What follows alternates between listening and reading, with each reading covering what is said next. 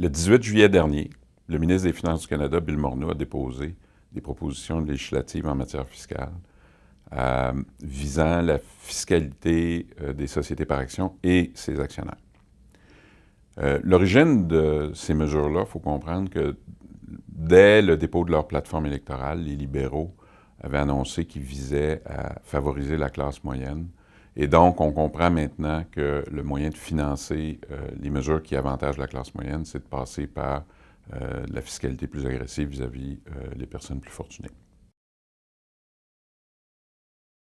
En plein milieu de l'été, le ministre Morneau a déposé des propositions législatives visant 4 champs particuliers, soit l'exemption de gains en capital, le fractionnement de revenus, la conversion de certains types de revenus en gains en capital et l'imposition des revenus de placement passif à l'intérieur des sociétés par action. Suite à une multitude de représentations, environ 20 000 mémoires écrits ont été déposés pendant la période de consultation qui s'est terminée le 2 octobre, en plus de toutes les représentations qui ont été faites de façon verbale lors de certaines réunions qui ont été tenues à travers le Canada. Le ministre des Finances a déposé, le 16 octobre, un exposé économique qui venait préciser quelles mesures seraient retenues et quelles mesures seraient annulées. Donc, 2 des mesures ont été annulées, soit celles visant la multiplication de l'exemption de gains en capital et les mesures visant à empêcher la conversion de certains types de revenus en gains en capital. Les mesures visant à limiter le fractionnement de revenus et à imposer les revenus sur les placements passifs à l'intérieur des sociétés par action sont maintenues. Cependant, les mesures finales ne sont pas encore connues. On nous a annoncé que les mesures visant le fractionnement de revenus seraient déposées dans le courant du mois de novembre et donc probablement applicables à compter de l'année 2018.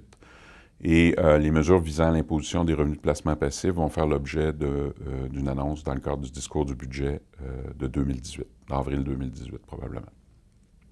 Donc, quelles sont les conséquences concernant le fractionnement de revenus? Bien, je pense que dès 2018, on peut penser que le fractionnement de revenus à l'intérieur des membres d'une même famille ne sera plus permis, à moins de rencontrer la condition qui est nouvelle, qui a été élaborée dans les mesures, qui est de rencontrer un test de raisonnabilité. Raisonnabilité qui va se mesurer en termes d'apport de capital et en termes d'apport de main-d'œuvre. Donc, 2017 semble être la dernière année pour maximiser vos structures de façon à procéder à du fractionnement de revenus.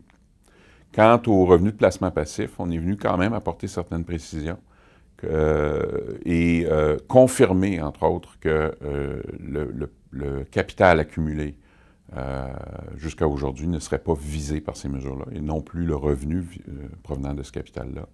Et en plus, on est venu nous annoncer qu'il y aurait un seuil de revenus de placement qui ne serait pas visé par ces nouvelles mesures-là. Donc, on va permettre aux sociétés d'avoir un revenu de 50 000 de revenus de placement qui ne serait pas visé par les mesures qui seront annoncées, encore une fois, en avril 2018. Ce qu'il faut faire actuellement, quant au fractionnement de revenus, bien, réfléchir au montant que vous voulez distribuer en 2017 qui ne seront pas assujettis aux nouvelles règles. Et concernant les revenus de placement passif, voir s'il n'y aurait pas une opportunité quant à verser un dividende important d'ici à la fin de l'année 2017 pour pouvoir se prévaloir de la règle qui dit que le capital accumulé ne sera pas visé par les nouvelles mesures. Ça demeure, malgré les assouplissements annoncés dans le cadre de l'exposé économique, des mesures extrêmement complexes. Donc, je ne saurais trop vous recommander de vous faire accompagner par un spécialiste pour profiter des avantages qui demeurent.